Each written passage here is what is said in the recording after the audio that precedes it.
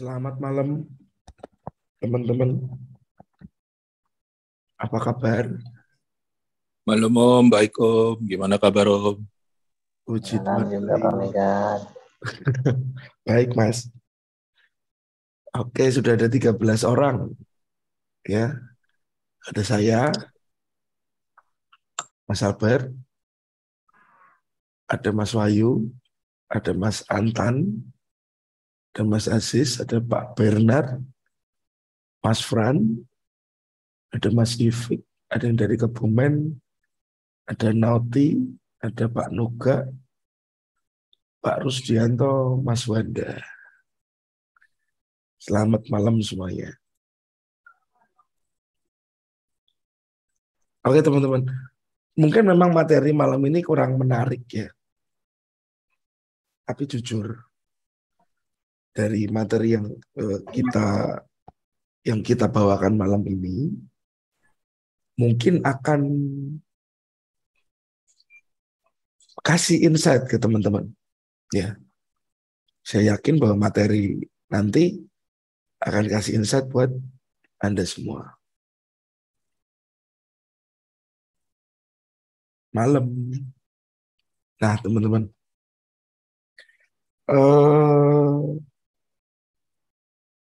Saya mau kasih info dulu. Ya.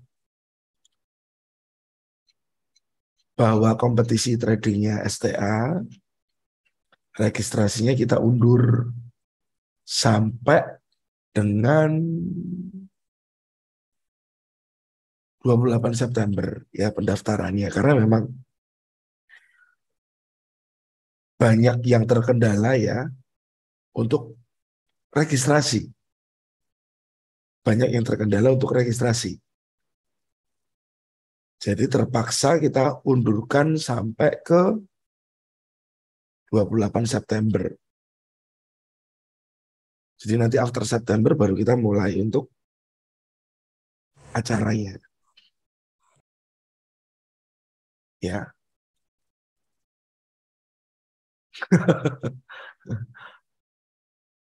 Mungkin karena berat ya Pak. Ya, tadi trading competition-nya bareng Paperstone, kita terakhir pendaftarannya kita undur sampai 28 September. Karena jujur teman-teman, saat Anda mau deposit ke sini, ke Paperstone ini, Anda harus punya Fasapay. Dan Fasapay-nya bukan Fasapay Indonesia, Fasapay internasional. Itu yang membuat kendala paling berat. Ya karena verifikasinya agak lama. Ya. Untuk Anda nanti yang pengen tahu lebih lanjut, bisa kontak Mas Albert. Ya, nanti namanya saya cantumkan di channel Telegram.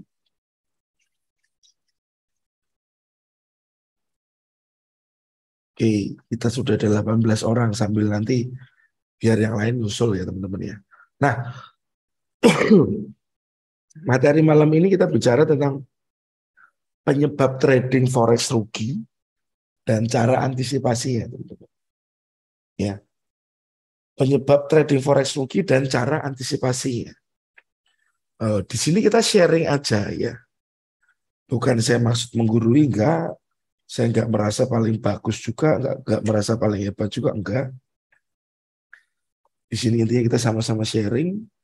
Nanti pun teman-teman bisa share pengalaman apa yang Anda alami. Ya. Pengalaman apa yang Anda alami selama trading. Jadi saling menguatkan satu sama lain saat Anda memang berpikiran akan melanjutkan trading ini sebagai bisnis yang jangka panjang, teman-teman. Ya. Pasar valuta asing terkenal dengan besarnya peluang untuk menghasilkan uang, ya. Namun walaupun begitu 95% traders forex rugi. Ya, teman-teman. Memang pasar forex ini sangat menjanjikan. Teman, at least dari 100% yang rugi 95%. Makanya kenapa banyak broker buka, teman-teman. Ya. Banyak broker baru buka. yang umur masih setahun, 2 bulan, 3 bulan, mereka promo besar-besaran, ya, karena mereka ngerti trading forex banyak yang akhirnya cuman buang uang. Jadi di bawah ada keterangan setiap hari ada 5 triliun dolar, ya. Jadi pasar keuangan terbesar saham pun nggak sampai segitu. Dari data Bloomberg 2014 banyak 68% trader forex mengalami kerugian, itu tahun 2014, teman-teman. Ya, 2014. Nah, mengapa hal ini terjadi? Apakah terjadi kecurangan dalam transaksinya atau kesalahan dalam analisa atau strategi trading? Sekali lagi, trading forex bukan buat shortcut Anda dapat uang cepat, ya. $1.000 sehari jadi $2.000, 2 hari jadi $3.000, enggak seperti itu, teman-teman. Tapi di mana nanti kita bisa konstan, pelan-pelan tapi naik, pelan-pelan tapi naik. Nah, ada fase kerugian ya teman-teman, ada fase kerugian dan apa yang trader-trader itu rasakan. Secara umum trader yang mengalami kerugian melewati 4 fase loss, yaitu penolakan, rasionalisasi, depresi, dan akhirnya dia menerima. Dengan memahaminya diharapkan trader dapat melewati fase ini dengan cepat dan memperbaiki diri.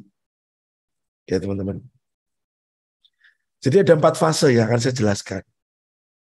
Dengan ini biar banyak orang yang tercerahkan. Nah, ada 1 fase. Pertama, penolakan. Fase ini trader tidak setuju jika dikatakan metode tradingnya belum tepat. Dan kerugian yang terjadi dirasakan bukan atas kekeliruannya. Ya. Namun ia masih menerima kerugian yang terjadi di permulaan ini dengan ikhlas dan tidak menganggapnya suatu hal yang serius. Hal tersebut sebenarnya baik supaya trader bisa move on dari kesalahannya dan bisa memperbaiki diri. Ya teman-teman. Trader sebaiknya menerima kondisi kerugian tersebut dan diikuti dengan mengevaluasi metode trading yang digunakan. Nah, Anda baca di sini ya teman-teman ya. Fase ini trader tidak setuju jika dikatakan metode tradingnya belum tepat dan kerugian yang terjadi bukan atas kekeliruannya. Anda pernah kumpul dengan trader-trader? Teman-teman pernah kumpul dengan trader-trader, kopdar atau apapun lah. Atau Anda kumpul di suatu forum, entah Facebook, entah Telegram, entah Discord, atau apapun. Pasti pernah ya teman-teman ya. Ya. Percaya nggak, saat orang-orang itu kumpul, mereka akan mengunggulkan teknik yang mereka gunakan, teman-teman. Mereka akan mengunggulkan teknik yang mereka gunakan. Sering ya Pak B? Ya, jadi mereka merasa tekniknya paling bagus. Mereka merasa tekniknya itu paling jos, minta ampun lah. Ya. Tapi itu hanya di luar, teman-teman.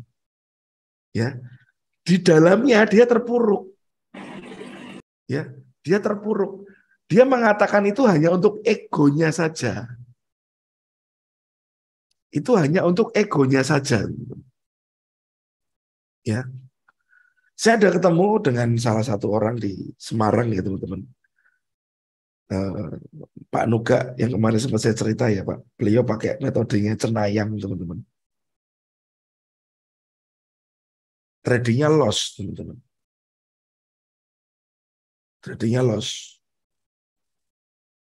Dan cukup besar loss ya. Saya bilang sampai miliar. Tetapi dia tidak mau dikatakan metodenya itu salah kaprah. Dia tidak mau dikatakan metodenya itu tidak benar. Ya teman-teman. Jadi saat Anda salah, ya sebulan trading, 2 bulan trading, 3 bulan trading, 4 bulan trading, hasilnya buruk, coba cepat-cepat keluar dari zone tersebut. Ya. Malam Pak John. Ya, cepat-cepat keluar dari zona itu. Anda sudah terjerat di lingkaran yang salah kalau sampai 4 bulan tidak grow. Ya, at least bukannya tidak grow. Tidak grow is okay, tapi jangan sampai blow, akun Anda blow, kebakaran. Ya teman-teman.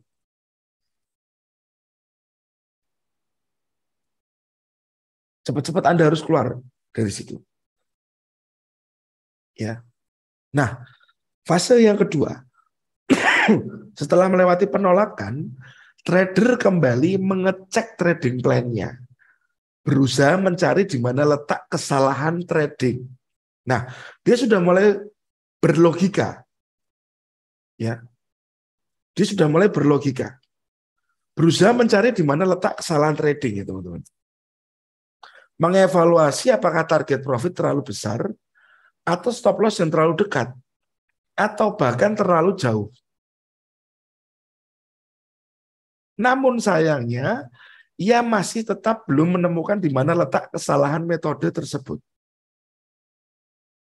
Ya, di fase ini sang trader sudah memulai berpikir lebih jauh, tapi belum menemukan jawaban. Nah, ini biasanya orang-orang yang sedang mencari pembelajaran. Dari rasionalisasi ini, mulailah orang-orang belajar. Mulailah orang-orang belajar. Merasa butuh asupan. Mencari jati diri. Jadi temannya Wiro Sableng ya Pak. Ya teman-teman. Di sini sudah mulai berpikir lebih rasional, lebih baik daripada yang di sini teman-teman. Ya. Saya trading, jujur ya teman-teman, ini lucu sekali. Saya malu kalau saya ngomong. Saya trading dari 2007. Ya. Sampai tahun 2012 saya rugi terus, ya 5 tahun. Tapi saya kalau gembor-gembor di luar itu kemakinnya minta ampun teman-teman. Sok-sokan. Siapa Ridwan? Siapa Tri dari Lampung? Ya. Dulu saya pertama trading 2007 sampai 2012, 2013 lah itu masih rugi terus. Tapi kalau ngomong teman-teman, aduh ya ampun gayanya saya minta ampun. Sok berasa profesional trader dulu. Itu kalau saya ingat-ingat zaman dulu muka saya pengen tak tutupi kresek.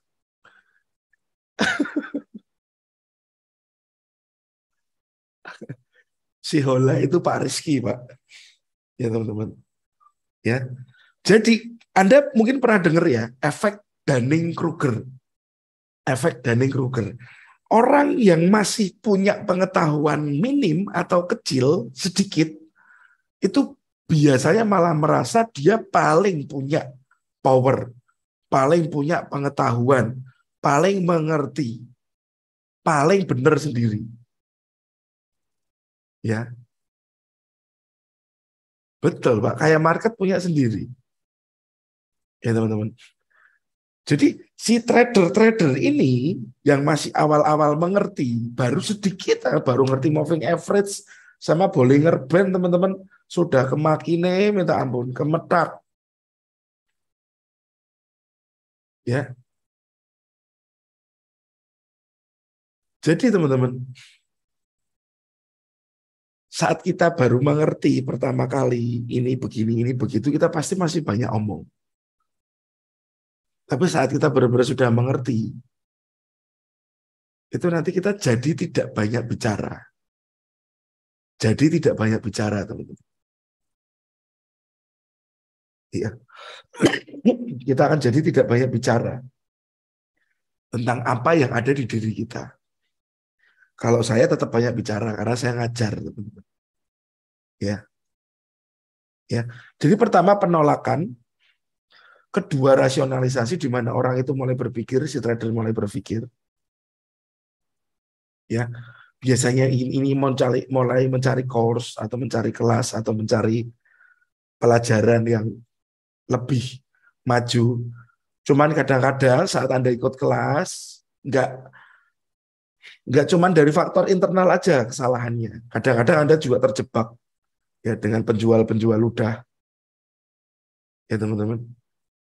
Penjual ludah katanya ilmu jitu 100% betul, 99% akurat. Itu berbahaya juga, ya teman-teman. Jadi saat di sini ada beberapa hal yang akan mempengaruhi diri Anda dari internal ataupun eksternal. Ya. Lalu yang ketiga, di fase ini trader mencari segala hal eksternal yang mungkin menjadi penyebab kerugian trading. Ya, ya teman-teman. Dia mencari faktor eksternal. Lalu dia merasa dan tahu bahwa kerugian itu adalah disebabkan dari diri sendiri. Ya teman-teman. Waduh bahaya Pak. Ya, mulai merasa, oh ternyata yang menyebabkan salah itu saya sendiri. Meski menyadari kesalahan dan bertanggung jawab atas kerugian yang terjadi, bukanlah hal yang bijak jika terus-menerus menyalahkan dan meratapi kerugian. Di fase ini pula trader merasa bimbang. Ya, teman-teman mungkin bimbang. Apakah trading forex itu hokinya atau enggak? Atau memang dia enggak berbakat atau memang tidak rezekinya di sini? Dia mulai kayak layangan putus, teman-teman. Ya, maju, mundur. Maju, mundur.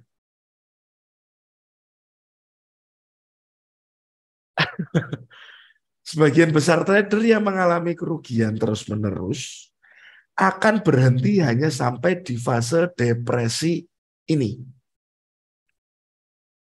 Ya,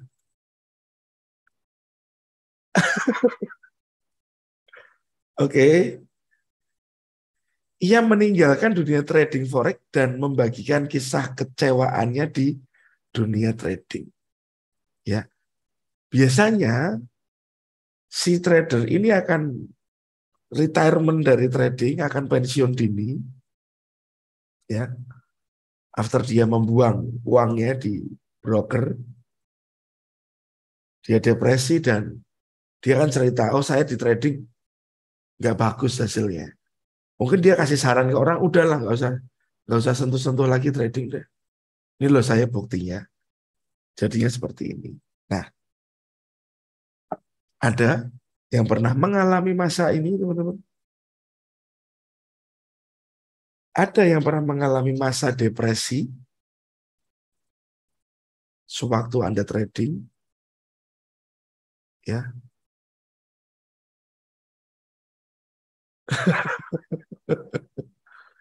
oke. Sekali lagi, teman-teman, saat Anda di masa ini, ya, ada di masa ini, cobalah Anda pastikan dulu, Anda tahu apa yang Anda kejar. Nah, Bapak harus pastikan dulu, Bapak mengejar apa? Bapak mengejar apa? Ya, apa yang Anda kejar, apa yang Anda cari. Yang pasti di bisnis forex bukan cari kaya,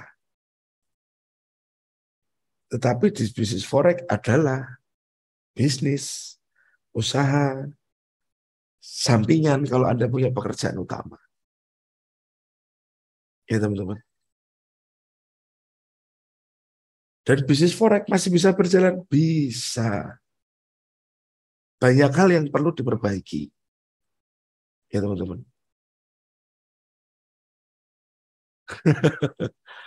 Mengajar impian kayak Indonesian Idol ya Pak. Nah, gini teman-teman. Terkadang saya pribadi akan sangat menemui kendala saat mengajar. Ya teman-teman. Sangat menemui kendala saat mengajar. Biasanya karena apa? Saat saya ngajar terhadap seseorang,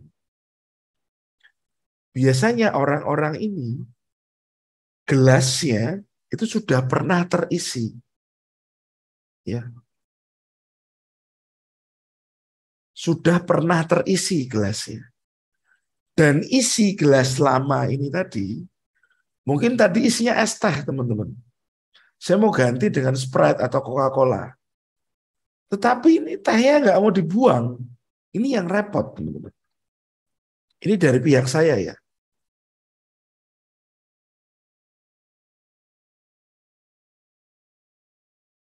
Ya, itu yang menjadi kerepotan buat saya. Dan itu sebenarnya buat teman-temanmu jadi kendala pastinya. Karena dulu yang diajarkan itu seperti ini, Pak.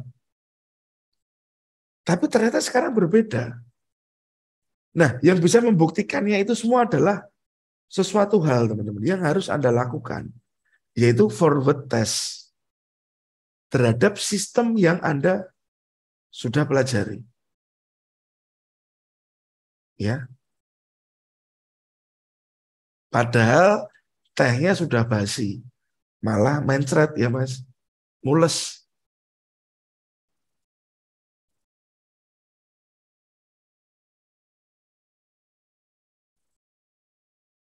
Dari Pak Ian, itu bukan niat belajar, tapi mencari pembenaran akan tekniknya yang terbaik. Betul, Pak. Ada dua hal yang muncul.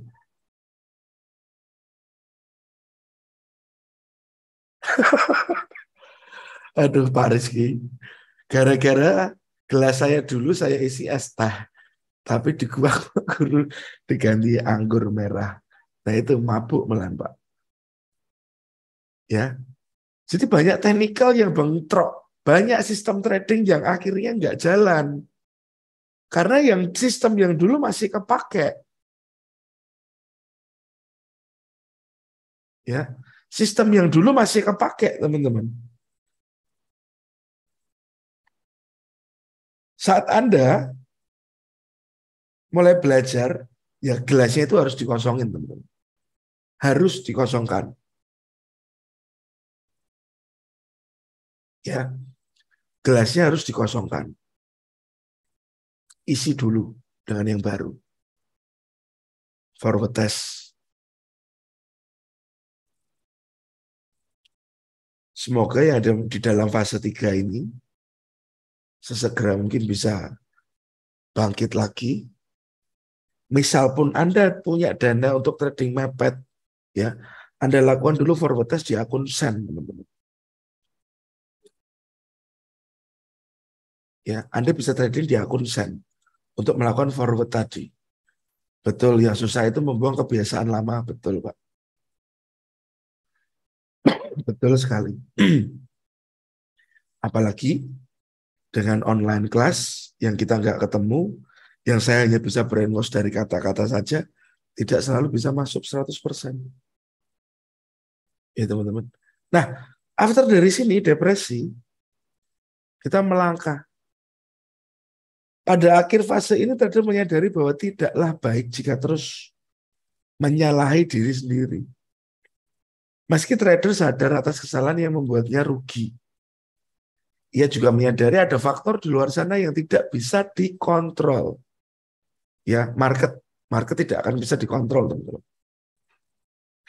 Ya, sebaiknya setelah menyadari dan menerima kerugian yang sudah terlanjur terjadi sebagai bagian dari proses belajar, harapannya si trader bisa memperbaiki supaya bisa kembali ya dari kerugian utamanya. Ya teman-teman. Jadi harus bisa melepas. Jangan dibawa kesedihannya terlalu dalam. Ayo kita move on bareng-bareng, kita grow up bareng-bareng. Ya teman-teman. Kadang-kadang masih teringat ya kemarin-kemarin hati gak enak, pikiran jadi kacau. Apalagi kalau kerugian yang terjadi besar, puluhan, ratusan juta, bahkan mungkin sampai nilai miliar, itu cukup meninggalkan luka pasti, teman-teman. Ya, goalnya ayo WD bareng-bareng. Oke teman-teman. Jadi ada 4 fase, ya: penolakan, rasionalisasi, depresi, baru mulai menerima. Menerima ini sulit, menerima ini sulit, dan pulih itu pun sulit, karena pasti ada yang membekas. Cuman bisa biasanya teman-teman. Apalagi laki-laki itu lebih cenderung bisa. Ya, bukan saya membedakan, enggak. Cuman saat perempuan trading, lukanya kebawa terus. Ya. Nah, itu tadi fase dari para trader. Betul, Pak. Kembali lagi ke sana. Penyebab kerugian nih, teman-teman. Ada banyak faktor yang dapat membuat transaksi menjadi rugi. Baik internal ataupun eksternal. Ya. Anda tahu internalnya apa, Anda tahu eksternalnya apa. Ya.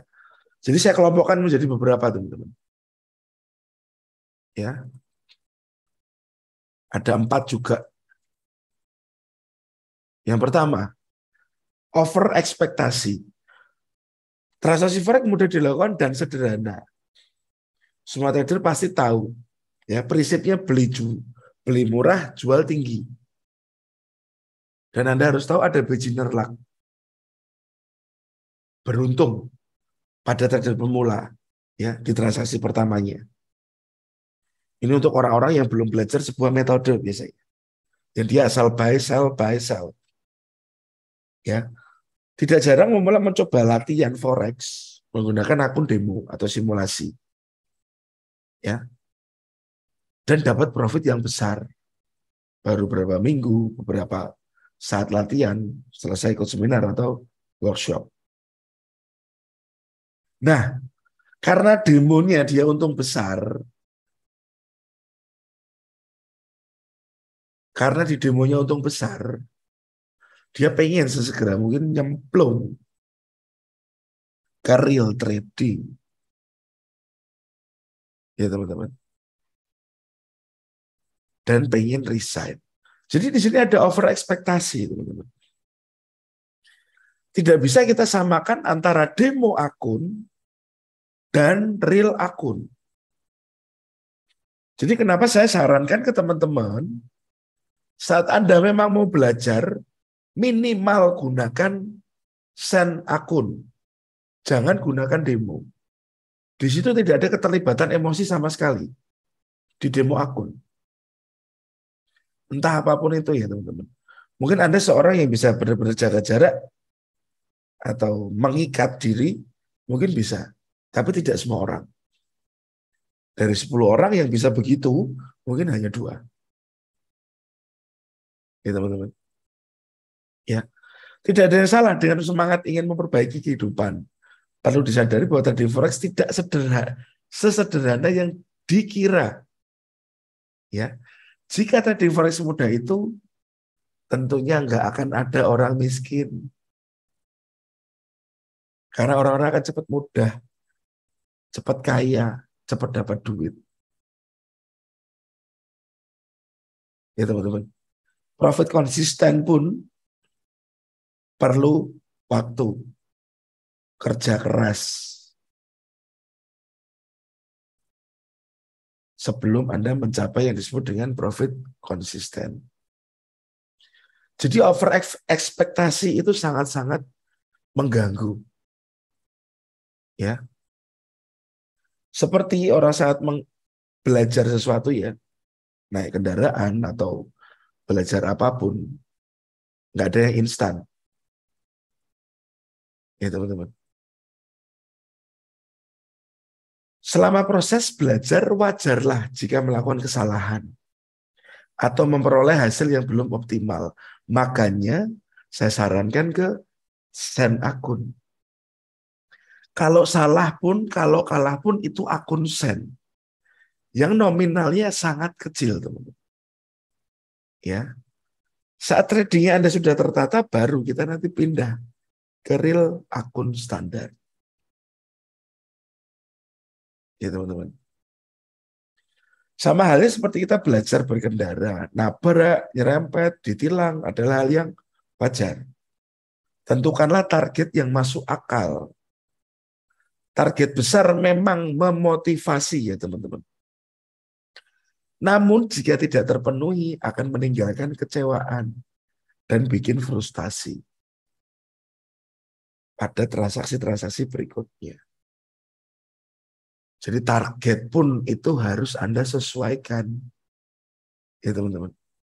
Hal tersebut juga mendorong trader menjadi lebih serakah atau trading yang subjektif, tidak sesuai plan, mengira kondisi pasar sesuai harapannya. Sekali lagi, banyak trader yang berpikir dari sudut pandangnya dia saja. Ya teman-teman. Saat market dilihat euro downtrend teman-teman, downtrend. Orang-orang kan masih berpikiran, saya mau buy, pokoknya saya mau buy. Masa sih nggak ada koreksinya? Masa sih tidak ada pullback-nya? Ya teman-teman. Masa sih euro tertekan dari, kita lihat historinya, dari Januari 2021 sampai hari ini, Juli 2020, Agustus, masih tertekan. Mas sudah 1,5 tahun. Ya, kadang-kadang yang Anda pikirkan berbeda dengan yang terjadi di market, teman-teman. Kalau Anda sudah tahu downtrend, ya sudah. Jangan melakukan buy tanpa ada konfirmasi.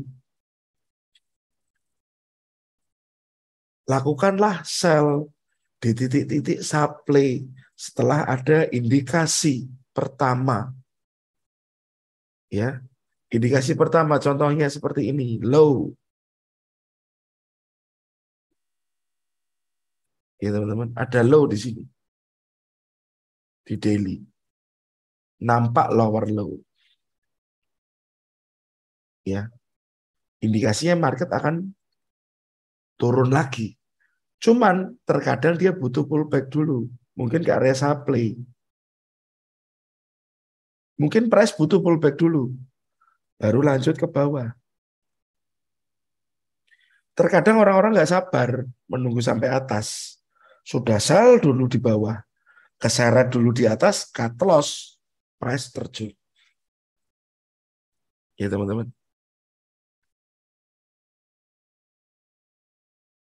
Lalu, ada orang yang berbicara seperti ini. Saya akan sell di sini, Pak. Oke, saya akan sell di sini ya, Pak. Ini harganya 1,0147 dan target saya segini, Pak. Bapak bisa lihat target saya. Nah, ini target saya, Pak. 9458 ya. 10147 targetnya sejauh ini, Pak. Ini pasti terjadi. Ya, kata orang yang optimis. Optimis boleh di dalam trading forex. Tapi Anda harus tahu bahwa market itu bergelombang. Market itu tidak terjadi sebuah garis lurus saat dia turun ataupun naik. Ya teman-teman. Market itu selalu bergelombang. Selalu ada gelombangnya, teman-teman. Ya. Jadi Anda tidak boleh overconfident untuk punya target profit yang terlalu jauh. Kenapa saya bilang tidak boleh? Seperti di kata-kata di Instagram saya beberapa waktu lalu, ya, Saat sudah sampai target, wajib dulu 1:2. Buang dulu posisi Anda, teman-teman. Daripada posisi Anda itu berbalik. Yang sudah plus jadi minus. Ya. Jadi over ekspektasi tidak hanya bicara tentang optimisme yang terlalu menggebu, tapi juga kita bicara sebagai targetnya. Saya selalu bilang ya teman-teman di channel bahwa target wajib disiapkan dulu 1:2.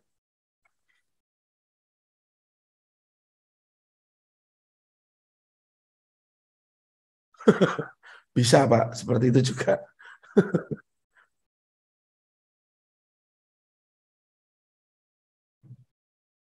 Ya teman-teman. Target wajib itu sangat harus bisa Anda kondisikan. Karena 1:2 itu adalah angka yang paling aman saat Anda trading dengan S&P price action. Itu angka paling aman. Masalah Anda punya ekspektasi, saya pengen 1:5, 1:10 Pak, 1:15. Nanti teman-teman, proses. Kuasai dulu yang kecil, baru Anda akan dikasih kewenangan oleh Tuhan yang besar-besar. Ya, mulai dulu, tekuni dulu dari yang kecil. Suatu saat Anda akan dikasih yang besar. Oke. Jadi jangan sampai punya over ekspektasi kepada trading forex. Lalu teman-teman, kita ke next. Keliru mengelola risiko. Ya. Secanggih apapun metode dan trading system, semuanya tidak berarti tanpa ada namanya manajemen risiko yang tepat. Karena semua profit yang terkumpul atau bahkan modal Anda akan tergerus kerugian. Bayangkan jika profit kecil-kecil dikumpulkan dari beberapa transaksi, namun hilang begitu saja dalam sekali kerugian. Ya, hal utama dalam trading adalah menjaga modal agar tidak berkurang. Ya teman-teman. Modal adalah nyawa bagi trader. Sebab tanpa modal bagaimana mungkin Anda bisa transaksi? Ya. Jadi sebenarnya untuk trading forex, yang pertama Anda lakukan sebelum Anda belajar, yaitu modal dulu. Ya. Karena itu penting untuk selalu memasang stop loss. Selain juga memasang target profit yang masuk akal. Ada kalanya trader membeli sesuatu posisi dengan keliru. Maka begitu menyadarinya segera keluar dari pasar, teman-teman. Ya. Ada yang sampai hari ini trading tidak pakai SL, ngaku, ayo ngaku, Ausian masih saya tunggu.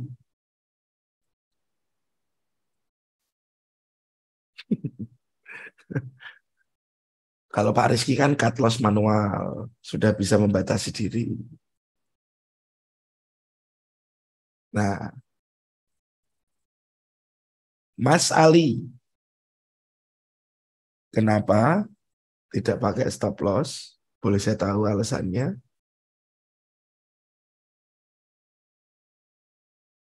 Oke, Mas Heri selalu pakai SL dan TP. Kalau Anda nggak pakai SL, alasannya apa teman-teman? Sering kejilat? Oh, pakai grinding. Oke, itu kembali ke masing-masing kalau itu. Selama Anda bisa membatasi, saya nggak bisa ngomong teman-teman. Karena kembali lagi, setiap metode yang bertanggung jawab adalah pelakunya. Ya, kalau saya pribadi, saya selalu gunakan SL. Karena saya selalu punya ya teman-teman. Dalam arti risk-nya berapa, reward-nya berapa. Risk yang saya selalu lakukan rata-rata 1-2% dari modal. Ya,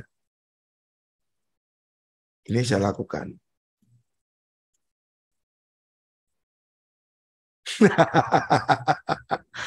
Equity sisa 10 nggak pakai SL ya Pak. Ya. Dan reward 2 kali dari SL tadi itu. Ya. Reward 2 kali dari SL. Jadi yang saya bicara tadi, kalau Anda trading 10 kali dengan teknik filling tanpa SL dan TP atau teknik ABC, asar bilu close, ya. Ini mungkin Anda bisa saja 20 kali trade benar semua, teman-teman. Ya. 20 kali trade Anda bisa saja benar semua. Tapi sekali salah, hilang. Hilang semua profit. Ya teman-teman. Hilang semua profit Anda. Karena ini tadi, nggak diukur. Nggak diukur.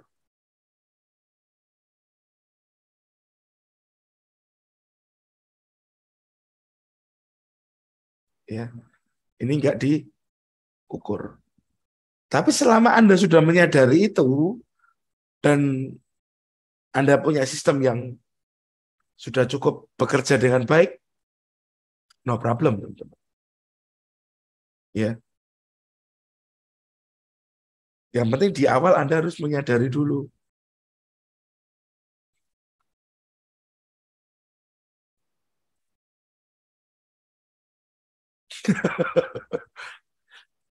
Ya itu repot. Repotnya di situ, Pak. Ya, martingale. Martingale itu cukup baik di saat market masih ranging, teman-teman. Masih ranging seperti ini. Ya, ranging seperti ini. Ya dia naik turun saja. Tapi begitu breakout, nah ini selesai. Ya.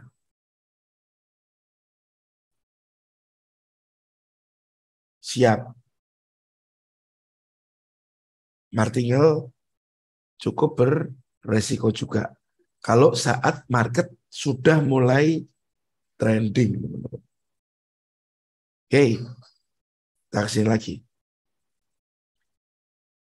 Jadi metode apapun tanpa pengelolaan risiko yang baik akan sama aja, teman-teman. Ya, lalu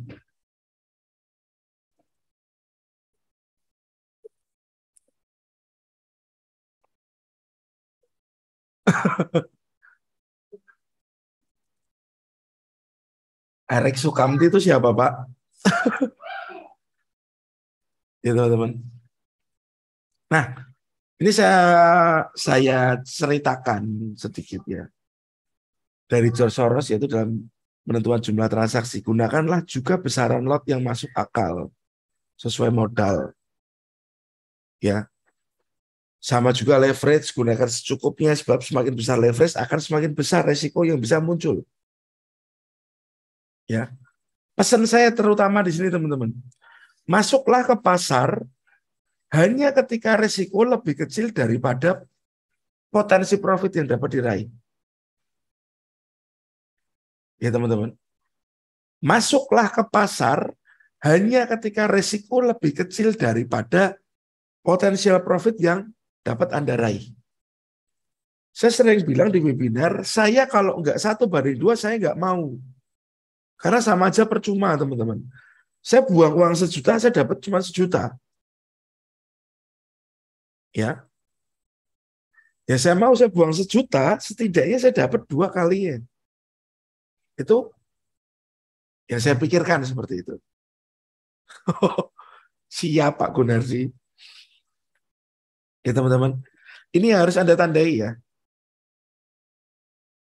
Masuklah ke pasar hanya ketika resiko lebih kecil daripada profit. Ya. Dalam kondisi ini perbandingan risk reward sebenarnya 1:2. Ini sudah saya jelaskan tadi. Peluangnya akan lebih baik, teman-teman. Ya, peluangnya akan lebih baik. Ya. Peluangnya akan lebih baik saat kita bicara potensial profitnya lebih besar. 10 kali trade sama-sama 5 stop loss, 5 TP. 1:2. Ya, sudah 5 lawan 10. Anda masih ada hasil sekitar 5% dari tradingnya Anda. Ya, jadi risk ini cukup penting untuk dikelola.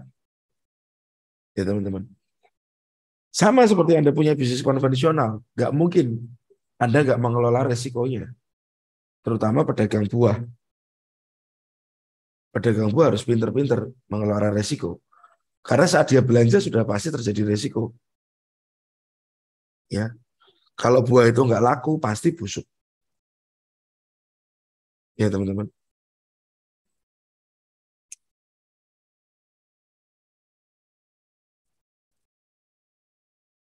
Ada lagi satu masukan.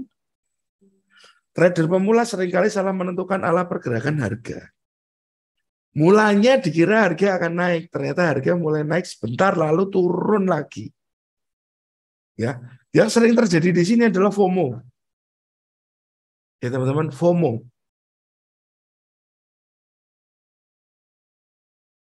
Ya, FOMO yang muncul di sini, Pak. Harga kelihatan mau naik, dikejar. Itu yang bikin repot, teman-teman. FOMO itu bikin repot. Ya, apalagi sudah FOMO tanpa SL. Anda buy waktu terjadi koreksi. Tren turun terjadi koreksi naik, Anda buy. Itu sangat merepotkan. Lebih parah lagi jika melakukan pembelian dalam jumlah ganda. Sudah buy, turun, buy lagi, teman-teman. Average down. Marti. Ya, ini sangat berpengaruh. Seperti kita, misalkan nih, contoh ya.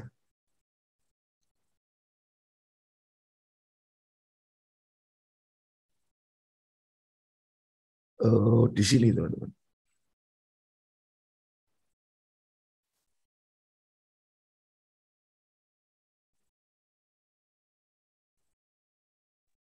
Nah, oke. Ini price memang masuk ke supply, teman-teman. Masuk ke supply. Ya, mungkin ada orang yang ketinggalan. Harga sudah turun. Ya, waktu dia lihat market sudah turun. Market sudah turun. Sudah turun ke bawah. Karena ada FOMO, dia kejar. Sell di sana. Ya, tanpa memperhatikan apa-apa. Hanya dia berbicara, oh harga sudah mantul di supply, sudah turun kenceng, saya harus ikut masuk nih. Daripada saya ketinggalan, ini price nanti turun lagi, bakalannya lebih dalam.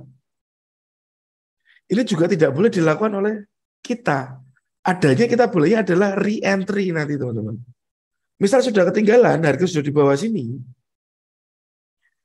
Sekali lagi, harga itu pasti bergelombang. Lower low, lower high. Ya, turun biarkan dulu, biarkan dia nanti pullback. Kalau tidak terjadi pullback, biarkan teman-teman. Anggap bukan rezeki kita. Masih banyak market lainnya yang bisa making money. Ya. Masih banyak market lainnya yang bisa making money. Jadi Anda sudah pakai SND, price action, apakah masih bisa FOMO? Bisa. Harga sudah masuk supply dan mulai turun. Anda kejar. Nggak boleh. Ya, tidak boleh. Jangan dilakukan. Mendingan Anda tunggu konfirmasi berikutnya, re-entry. Karena selalu ada konfirmasi berikutnya. Ya teman-teman. Jadi jangan sampai ya teman-teman di sini harga sudah masuk supply, sudah masuk demand, Anda kejar. Itu berbahaya. Lebih baik Anda melakukan re-entry, entry ulang saja. Setelah ada reaksi dari sinyal berikutnya, baru re-entry. Ya, ini cukup penting karena banyak yang masih melakukan hal seperti itu. Mau tanya, penempatan SL plus idealnya berapa pips ya? Saya jarang loss, tapi itu sering kena SL plus. Terus lari akhirnya nyesel, nggak masuk market lagi. Sebenarnya SL plus itu lebih ke cara kita pandang aja ke market, Pak. Lebih ke cara pandang kita ke market. Kalau saya pribadi, saya biasanya entry-nya double. Ya, double lot, Pak. Biasanya misalkan saya di sini akan sell, saya akan entry 1 plus 1 lot. Ya, 1 plus 1 lot. Dengan total risk 1% atau 2%. Ya, begitu target pertama, jadi lot pertama dan lot kedua, ini akan TP-nya beda-beda teman-teman. Yang ini RR 1:2. Yang ini RR-nya 1 banding target maksimal. Ya, begitu ini sudah plus, sudah TP, baru ini saya SL plus, Pak. Ini sudah TP, baru ini saya SL plus. Karena kalau saat RR 1:1 di beda SL plus pun sering kejilat. Itu yang saya gunakan. Jadi at least kalau saya kena, saya tetap tahu risiko saya berapa, yaitu tetap 1 atau 2%. Ya, kalau kena 1 aja, berarti saya cuma plus 1%. Ya, plus 1%. Itu yang saya gunakan. Jadi saya tidak menghitung momentum berapa harga lari lalu saya SL plus enggak, tapi berdasar dari papan posisi yang satunya. Oke, bisa dimengerti mungkin Pak Gunadi? Maksudnya SL plus itu apa, Pak? Apa trailing stop itu, Pak? SL plus. Nah, misalkan gini Pak.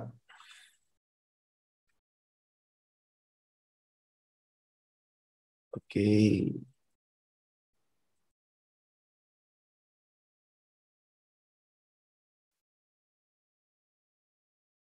Nah, anggap saja di sini ada support yang di break ya Pak. Potensinya price akan kembali ke sini untuk turun. Turun lagi. Ya.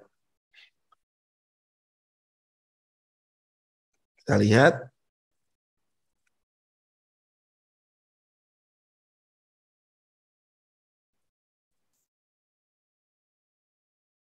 Nah, harga sudah masuk Pak ke area sell. Bapak sell. Thread. Ya. Begitu harga sudah turun, kan tadi Bapak pasang SL masih di atas ini. Kalau harga sudah turun, SL-nya ini digeser, Pak, ke bawah lokasi sell-nya. Nanti ini ada di materi manajemen di kelas, Pak. SL-nya, kalau tadi SL-nya di sini masih SL minus, karena kalau kena bakalan minus equity kita. Kalau SL-nya kita pindah ke sini, if harga naik lagi ke sana, if harga naik lagi ke sana, kita sudah tidak terjadi kerugian. Oke, Seperti jelas, itu, Pak. Pak. Siapa? Oke, jadi seperti itu SL plus Pak Nuga. Nanti akan diperjelas di kelas. Siap. Siap.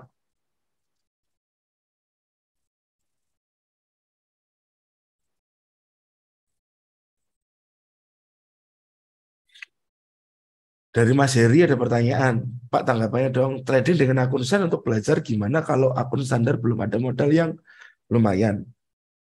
Kalau modal sedikit mah, nanti yang depo, ya, itu lebih baik, Mas Heri. Anda belajar pakai akun Sen. Setidaknya Anda belajar mengelola uang dulu. Anda belajar mengelola uang dulu. Itu lebih saya sarankan daripada Anda belajar di demo akun. Gunakan dulu akun Sen. Setelah Anda belajar, Anda punya sistem trading, Anda praktekkan, Anda forward test. Forward testnya bagus, baru Anda cari modal untuk ke standar akun. Jadi tetap step by step. Itu salah satu awal yang bagus, Mas Heri. Ya. Maka penting untuk transaksi sesuai tren. Tentukanlah metode atau sistem trading yang dapat menentukan tren dengan baik dan sederhana dalam penggunaan.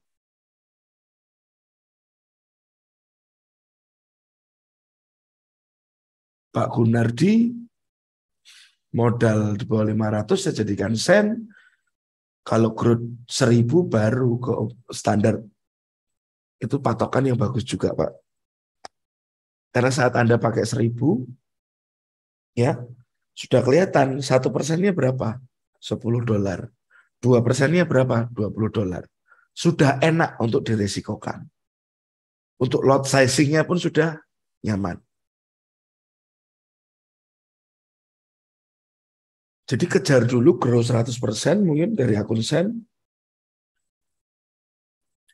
Atau saat Anda belajar forward test, Anda pakai akun Sen dulu. Beberapa bulan berkembang, baru real modal Anda keluarkan. Anda taruhkan di standar akun. Ya teman-teman. Ya. Siap. Semoga makin grow, Pak. Ya. Jadi maka paling penting transaksi sesuai tren. Ya teman-teman. Tren itu kadang-kadang subjektif. Tren itu kadang-kadang subjektif. Cuman bisa diperjelas. Targetnya kemana, potensinya kemana. Nah, ada hal yang keempat, teman-teman. Kecurangan dan manipulasi. Ya, analisa sudah benar. Manajemen resiko sudah sesuai. Brokernya bermasalah. Entah kabur, atau bawa uang investor, gangguan platform, servernya mati mungkin, gagal TP, atau SL, begitu Anda kena SL, harganya lompat ternyata teman-teman, terlalu jauh. Ya itu termasuk kecurangan dan manipulasi, itu faktor eksternal. Ya kadang-kadang kita nggak ngerti cara antisipasinya seperti ini atau seperti itu. Ya, jadi carilah broker yang benar-benar sudah Anda biasa gunakan dan Anda nyaman.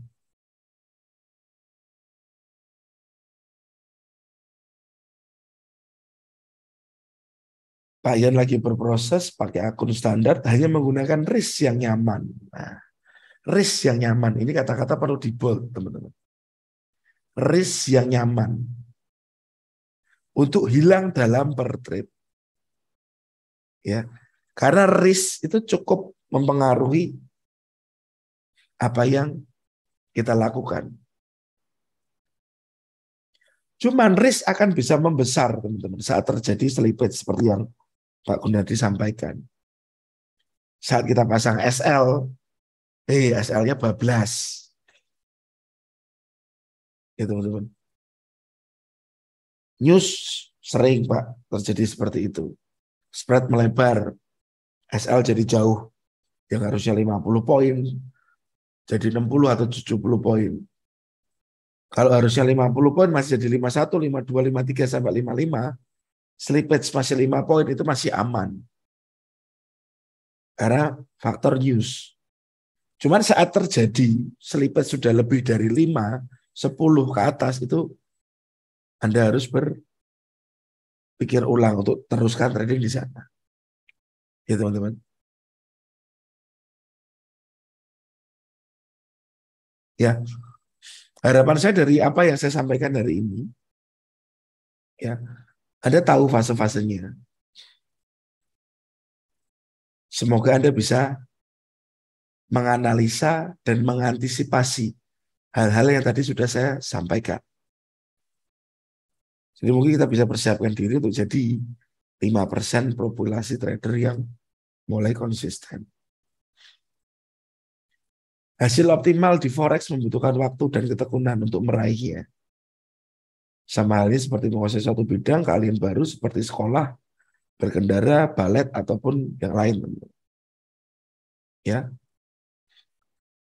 Dan yang ini yang penting juga, sebelum Anda investasikan, alangkah baiknya jika Anda atur keuangan Anda dengan baik. Tentunya dengan perencanaan yang matang dan jelas. Oke, teman-teman. Ya. Jadi saat Anda trade, pastikan Anda sudah tahu the worst-nya seperti apa, terburuknya seperti apa. Ya.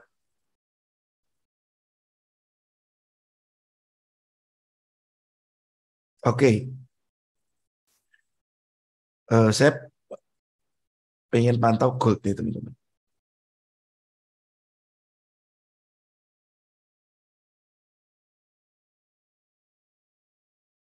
Gold weekly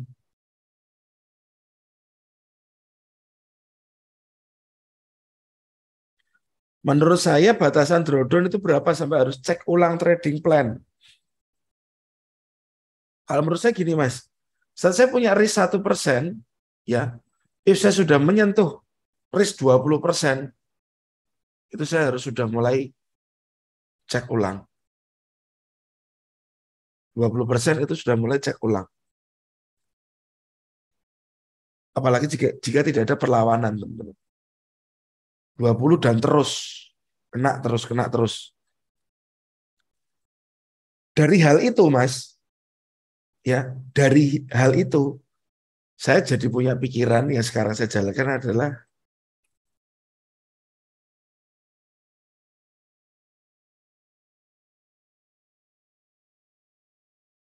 saya kurangi trading saya.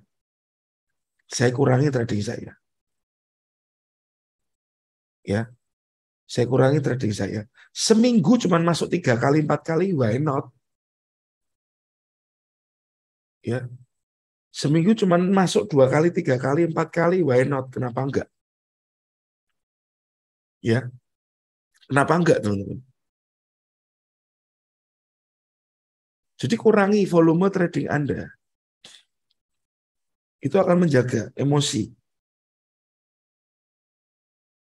Selain menjaga emosi, akan menjaga Anda untuk tidak over trade. Saat over trade akan timbul emosi yang luar biasa. Ingin segera mengembalikan kekalahan yang muncul. Ya, itu makin dalam lagi biasanya. Biasanya akan makin dalam lagi. Nah, teman-teman, kalau kita lihat di gold, saya sebenarnya lihat bias weekly-nya sideways, teman-teman. Support signifikan, di atas pun resisten berjajar. Ya. Tetapi kondisi weekly yang sekarang ini, dari high dia turun, bikin low, lower high, lower low, lower high, lower low, lower high. Dan dia mulai turun lagi.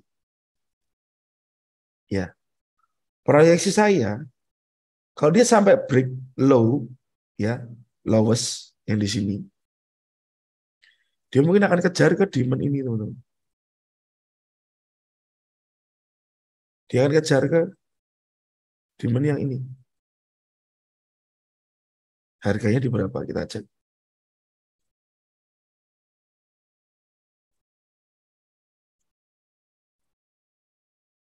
1672. Ya. Entah di sini nanti jadi apa. Bisa saja jadi fake out.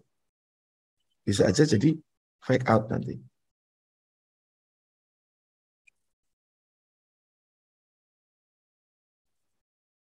Bisa saja area ini jadi potensial fake out.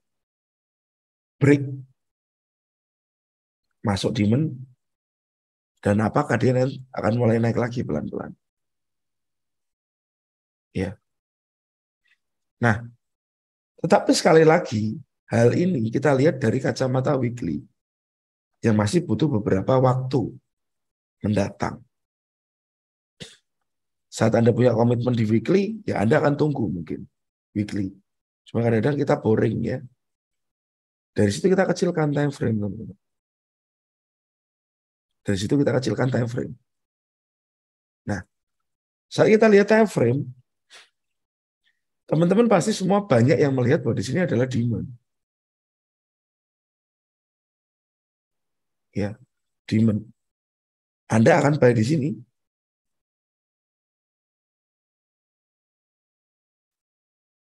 Anda akan buy di sini. Ya. Kalau Anda akan buy di sini, Anda harus lihat tren yang sedang terjadi mengarah kepada demand tersebut. Itu trennya apa, teman-teman? Ya. Tren yang sedang mengarah ke demand itu trennya apa? Dan price itu lari dari mana?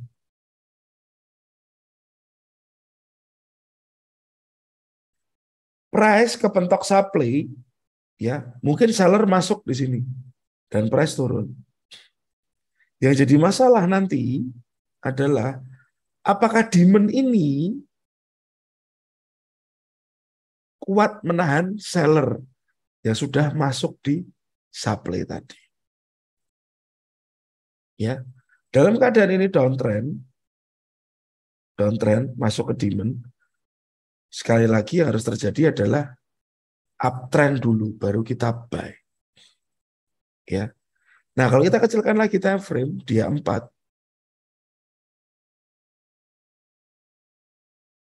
Ada kata-kata uptrend, teman-teman? Belum ya sampai sekarang ya.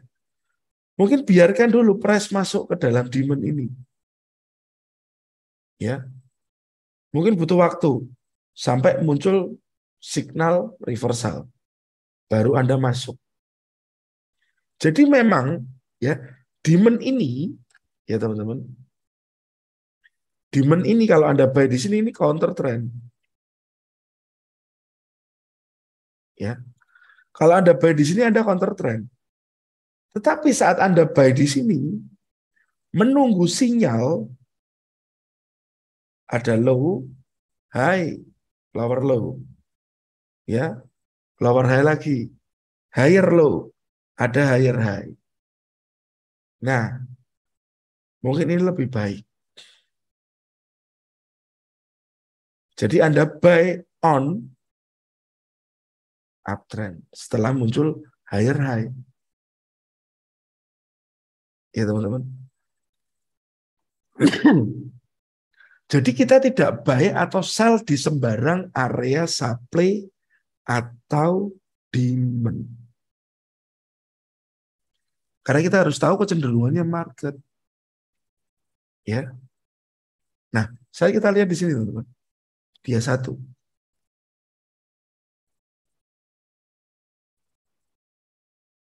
Ya. Dia 1. Di area ini kok garis ya? Di area ini teman-teman. Ini deh.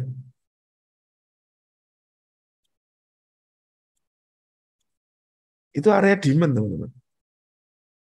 Ya, di area itu area demand. Waktu price masuk ke sini, kita harus benar-benar melihat dulu bahwa harga itu akan uptrend. Baru kita masuk. Karena selama yang muncul adalah low, lower low, ada high, masih lower high. Jadi potensial market ini belum akan berubah secara tren. Jadi yang dimaksudkan dengan follow the trend bukan terus kita buy di sini dengan semerta-merta di demand ini.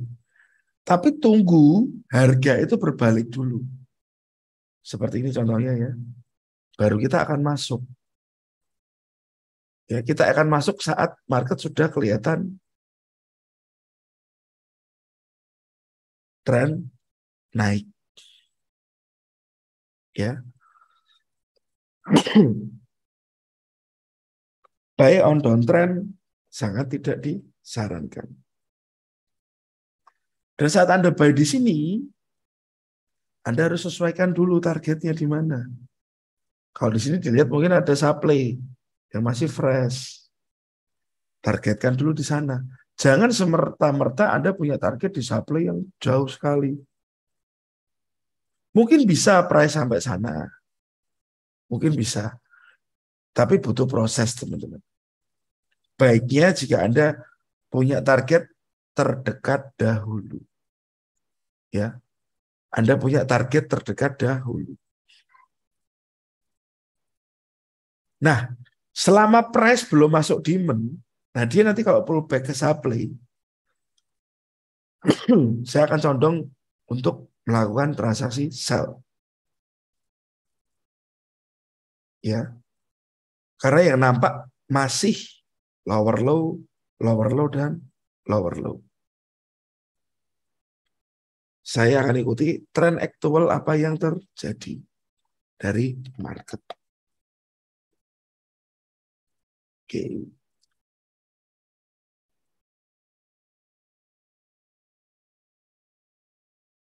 Lalu kita lihat lainnya. Yang menarik ada Bitcoin.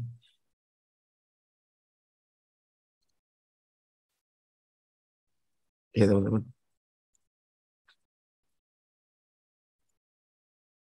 Bitcoin ini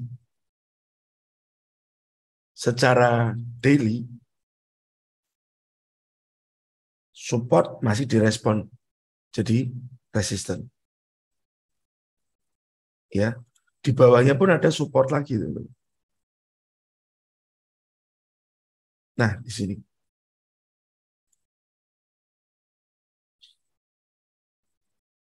Saat kemarin dia break ke bawah. Ya, saat dia break ke bawah dia bentuknya seperti ini. Low, dia begini. Lalu break ke bawah. Ya, teman-teman. Support yang di break. Di sini juga ada support yang di break. Nah, di sini kalau Anda melihat ini, pastikan kita akan tunggu pullback dulu, baru kita akan sell. Betul ya teman-teman? Kita akan tunggu price pullback dulu, baru kita akan sell. Kalau kita melihat secara daily. Tetapi di sela-sela pullback-nya ini, saya kasih nomor 2, kasih warna merah. Ya, di sela-sela pullback-nya ini, Anda tahu target koreksi market kemana? Support yang berpotensi akan jadi resisten. Ya, secara besar downtrend. Tapi market kan perlu pullback dulu. Saat di sini muncul ada high, low, higher high, higher low, higher high, higher low. Boleh Anda buy di sini, teman-teman? Boleh Anda buy di tren yang ini?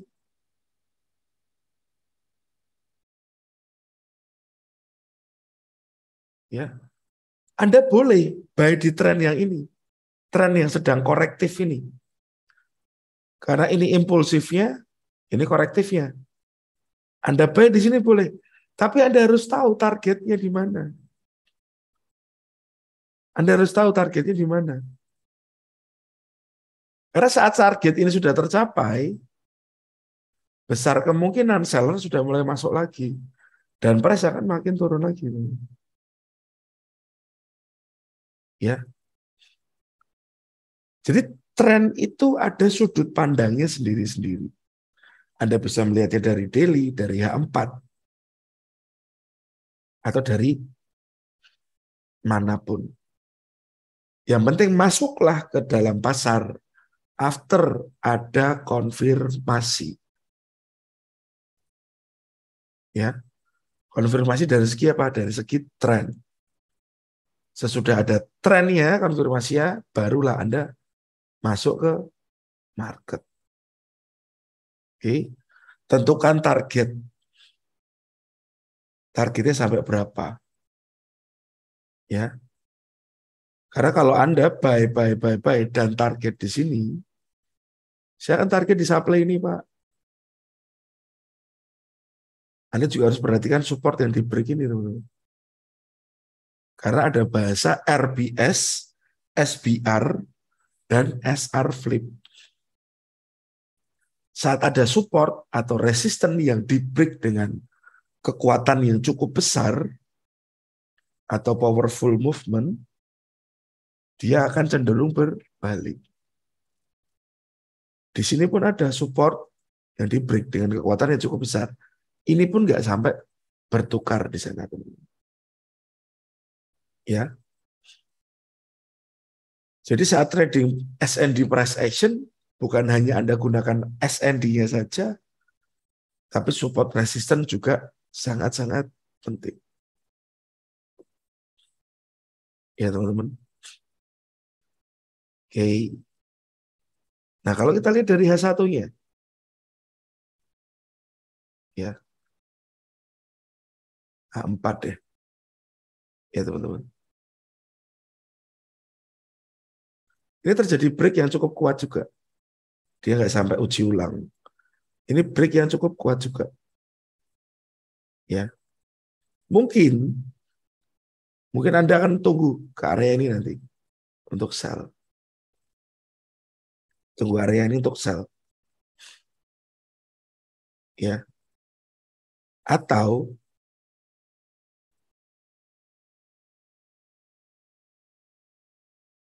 saat Anda sudah tahu targetnya ini, ya teman-teman, Anda sudah tahu targetnya ini, di sini terjadi seperti ini, high, low, high, lower low, higher high.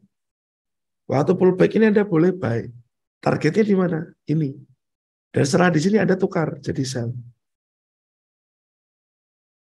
Jadi price action nggak bicara saya akan buy dan akan sell dan pasti itu. Enggak. Tapi price action bicara dia 4 saya boleh sell di area biru. Tapi dia 1 sebelum area biru ini tersentuh, saya akan buy dulu. Targetnya ke sana. Itu boleh, teman-teman. Ya. Hal itu boleh dilakukan. Kita ganti lagi contohnya. Yang sudah jelas.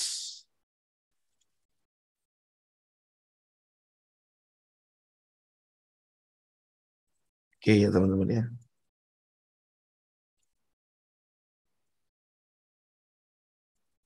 Ini ada support dari euro yang di break. Saat support di break, ya akan ada dua hal yang bisa terjadi saat support di break. Ya teman-teman. Contohnya seperti ini. Ya andai aja ini support. Saat support itu di break, bisa terjadi break false dan dia balik ke atas. Ya, dan dia balik ke atas. Bisa terjadi seperti ini. Support di break, ya. Dan dia terjadi seperti ini. Nah, Anda harus sadar ini. Tidak mungkin terjadi break hanya seperti ini saja, semuanya. Tidak mungkin break hanya terjadi seperti ini saja. Tapi antara ini dan ini. Ya, antara ini dan ini. Ada yang namanya false break,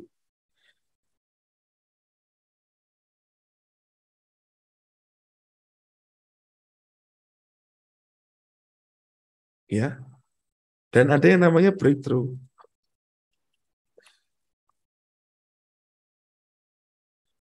Dan di sini terjadi perbedaan dalam momentum dan movement. Ya teman-teman. Dalam momentum dan movement. Breakthrough akan memberi momentum dan movement yang lebih kuat. False break akan lebih lemah. Karena dia akan harus terkoreksi dulu jauh. Nah, jika kita lihat di sini ini yang terjadi adalah false break. Ya. Saat kita sudah tahu market tersebut terjadi false break, karena dia break sedikit, lalu dia cenderungnya mau balik naik ke atas. Area yang kita tunggu di mana? Bisa di supply ini. Ya. Atau di supply atasnya.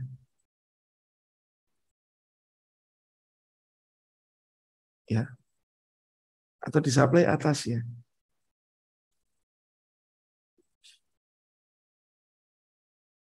Sampai dia nanti masuk ke area supply, ya teman-teman. Sampai nanti dia masuk ke area supply, kalau ada sinyal market akan kembali ke sana. Seperti ini sinyalnya, low, high, lower low, bikin base, lalu dia naik higher high. Nah, ini Anda bisa buy teman-teman di sini. Ya, Anda bisa buy di sini. Karena Anda tahu targetnya kemana ini. Targetnya ini. Ya, Anda pakai patokan dari time frame besar. Karena kalau Anda pakai patokan dari time frame kecil langsung, di sini akan banyak noise. Ini mengganggu Anda ini. Ya, ini akan mengganggu Anda.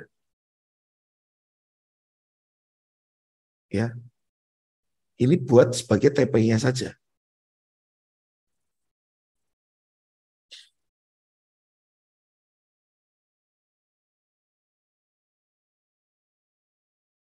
Ya, teman-teman ya. Gunakan sebagai TP-nya saja. Nah, lalu ini ada high, di break lagi, higher high. Otomatis di sini ada demand lagi dong. Dan Anda tahu targetnya kemana. Ya teman-teman. Dan Anda lihat saat ada higher high, di sini ada potensial terjadi apa? Ya, fake out, support-support berjajar. Nah sekarang ini belum ada higher high lagi. Dan belum ada lower low lagi. Price masih ada di tengah untuk euro. Better kita tunggu break atas atau bawah lagi.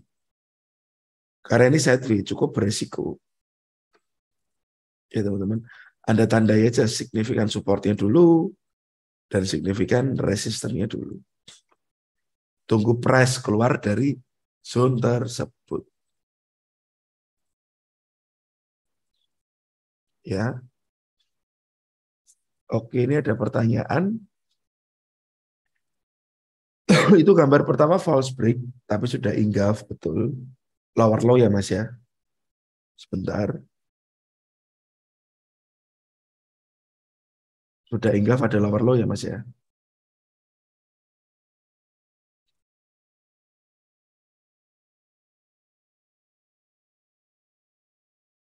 Oke.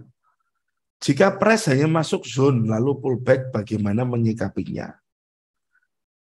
Jika price masuk zone, maksudnya di sini masuk zone di time frame yang jauh sana, Mas. Betul seperti itu. Ini maksudnya dia masuk zone demand di time frame yang jauh sebelah kiri. Begitu.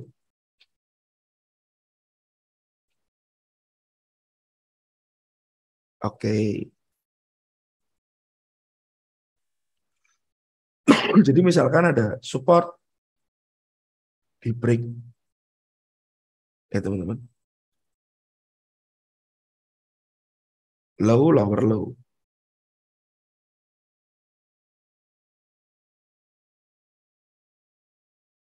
Ya, low, lower low. Ini dia masuk demand gini ya Mas ya.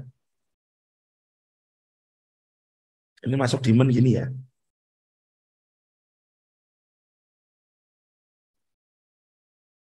Betul ya.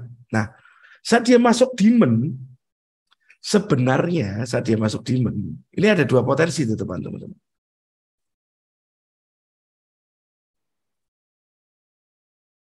Ini saya geser dulu. Oke. Ya. Dia masuk demand, ada dua potensi. Kalau dia mau false break, biasanya di sini nanti dia bikin reaksi, Mas.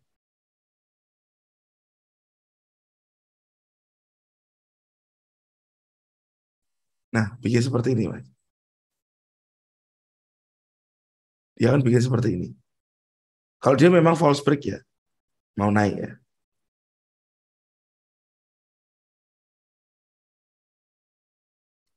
Ya, kalau dia mau naik, dia akan bikin seperti ini. High, higher high. Ya, dan Anda tahu target dia pullback-nya kemana. Mungkin di sini ada supply. Ya, tapi ada potensi kedua, bisa terjadi seperti ini.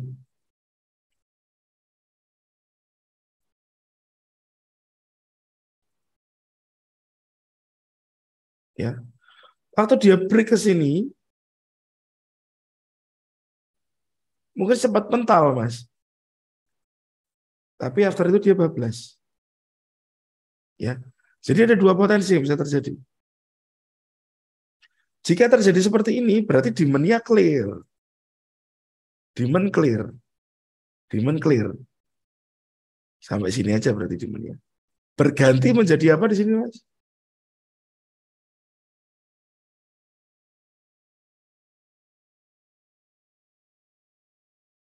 Demand-nya sudah kosong. Berganti jadi supply. Ya. Kalau terjadi supply di situ, ya kita nanti akan bisa entry di sini. Ya, teman-teman. Akan bisa entry di sana. Anda bisa cari decision point. Ya. Jadi tetap akan ada dua hal yang bisa terjadi. False break, dia balik ke atas. Sebelum balik ke atas pasti dia punya sinyal kembalikan. Kalau dia lanjut ke bawah, ya ini dia akan muncul seperti ini.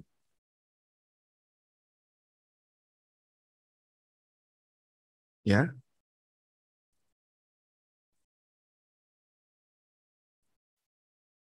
Clear mungkin, Mas?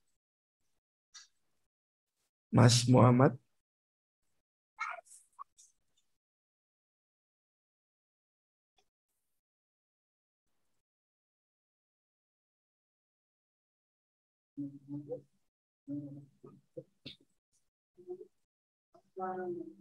Siap. Nah, saya hilangkan gambar.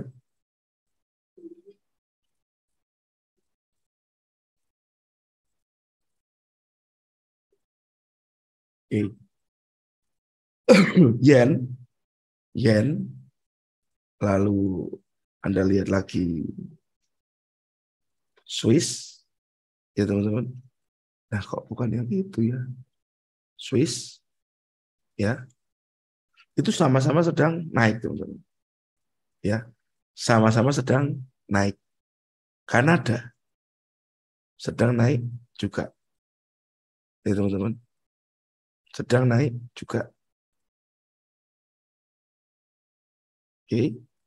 Nah, kenapa saya selalu bilang lihat approach dan reaksi jika lihat retest? Karena kita selalu menahan, kalau kita mau sell di sini selalu kita adalah counter trend.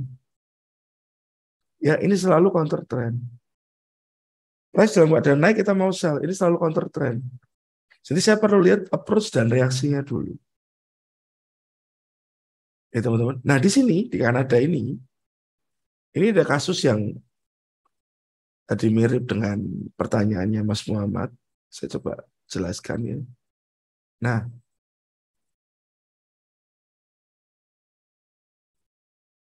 sewaktu dia break resistance, ya break resistance, Oke, di sini ya teman-teman. Sewaktu price membreak resisten ini, saya kasih warna merah mungkin. Ya resisten ini, dia pasti berkonsolidasi dulu teman-teman. Di sini berkonsolidasi. Saat dia memunculkan low, lower, low, lower, low, lower, low, berarti mungkin dia akan pullback ke areanya ini.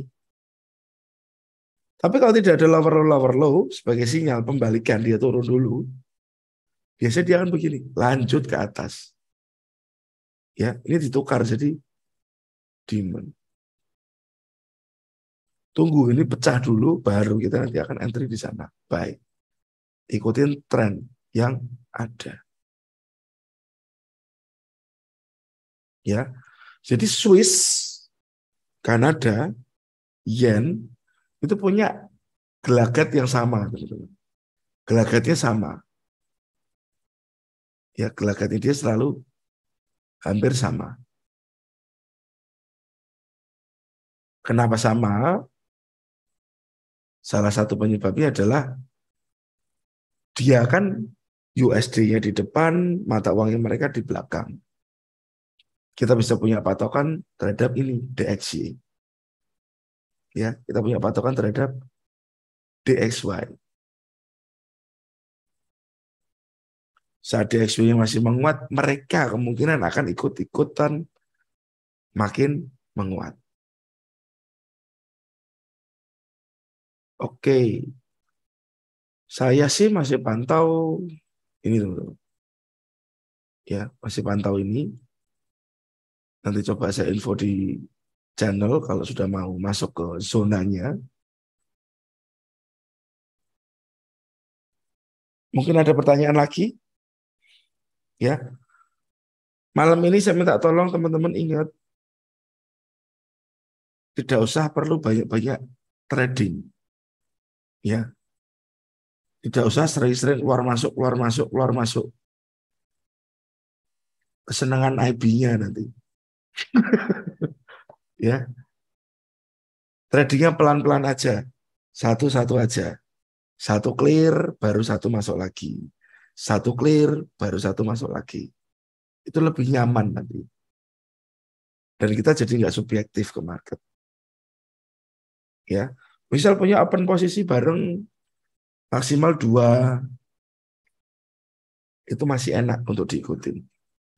Daripada tiba-tiba Anda punya posisi bareng, ada 3, 4, 5 posisi bareng, itu nanti bisa bikin bingung.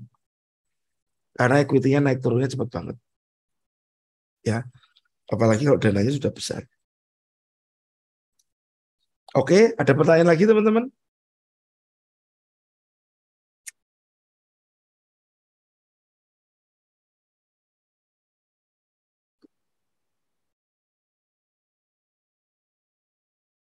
Tidak ada pertanyaan lagi ya. Kalau nggak ada pertanyaan lagi, minggu depan mungkin kita akan jadwalkan lagi untuk webinar lagi. Siap, Pak Gunardi. Ya, minggu depan kita ketemu lagi. Dan kalau teman-teman butuh pencerahan apapun, silakan Anda chat ke sini. Ya teman-teman. Ya, Anda bisa chat ke sini, ada new channel STA chat. Kalau saya ingat, kalau saya pas baca, saya pasti bantu apapun pertanyaan Anda. Ya teman-teman. Ya, tinggal di chat aja ke sana. Oke.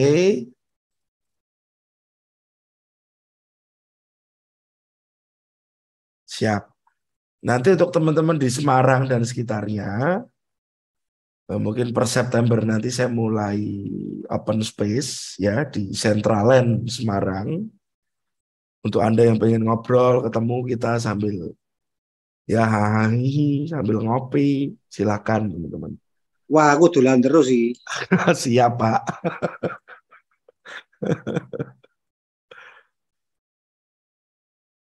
Ya, siap Pak Bernard. Ya, oh di Bekasi nggak apa-apa, nanti kapan-kapan kita ketemu Mas. Ya, terima kasih. Ya, 31 orang masih stay di webinar STA. Semoga bermanfaat dan semoga STA bisa makin menularkan kebaikan-kebaikan dalam trading. Terima kasih semuanya. Amin. Thank you Pak B. Selamat malam Pak Megan. Selamat malam Pak Nuga. Selamat malam dan selamat beristirahat. Sukses buat aktivitas besok. Selamat malam Pak John. Malam Pak Dedi. Amin. Salam Pak Sami dari Indonesia. Salam kenal. Thank you Mas Wanda. Terima kasih Pak Yan. Terima kasih semua. Saya N ya. Terima kasih.